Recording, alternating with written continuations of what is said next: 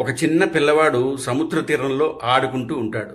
అప్పుడే ఒక పెద్ద అల వచ్చి అతని చెప్పుల్ని లాక్కెళ్తుంది. ఆవేశంతో ఆ పిల్లవాడు ఇసుకలో ఇలా రాస్తాడు, సముద్రం ఒక దొంగ అని. కొద్దిసేపటికి ఒక మత్స్యకారుడు వచ్చి బోల్డన్ని చేపలు పట్టుకుని ఆనందంతో ఇలా రాస్తాడు, సముద్రుడు గొప్ప దాత అని. అదే సమయంలో ఒక ముసలావిడ తన కొడుకుని సముద్రంలో కోల్పోయి కన్నీళ్లతో ఇలా రాస్తుంది, సముద్రం ఒక హంతకుడు అని. మరో వ్యక్తి అదే తీరంలో నడుస్తూ ఉంటే ఒక ముత్యం దొరుకుతుంది. ఆ ముత్యం దొరికిందన్న సంతోషంతో సముద్రునికి దానగుణం ఎక్కువ అని.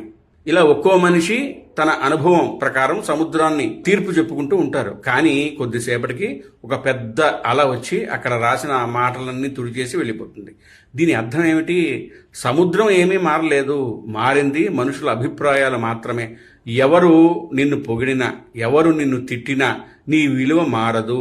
అందుకే సముద్రంలా ఉండటం నేర్చుకో. లోకులు కాకులు, లోకులు ఏమనుకుంటున్నారో పట్టించుకోకు. ఎందుకంటే లోకులు పరిస్థితుల్ని బట్టి మారే కాకులు లాంటి వాడు. ఈరోజు పొగుడుతారు, రేపు విమర్శిస్తారు.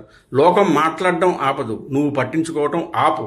విలువను నిర్ణయించేది లోకం కాదు, నీ మనసు. పొగడ్తలతో విర్రవీగకు, విమర్శలకి ఖిన్నుడవకు. దీన్నే స్థితప్రజ్ఞత అంటారు, లేదా ఆచరించేవాణ్ణి స్థితప్రజ్ఞుడు అంటారు. సముద్రంలా లోతుగా ఉండు, అలలా కాదు. ఎవ్వరు ఏమనుకున్నా నువ్వుగానే ఉండు. ఈ కథ నచ్చితే షేర్ చేయండి. ఎవరో ఒకరికి ఇది జీవితం మార్చే ఆలోచన కావచ్చు. జయ శ్రీరామ్.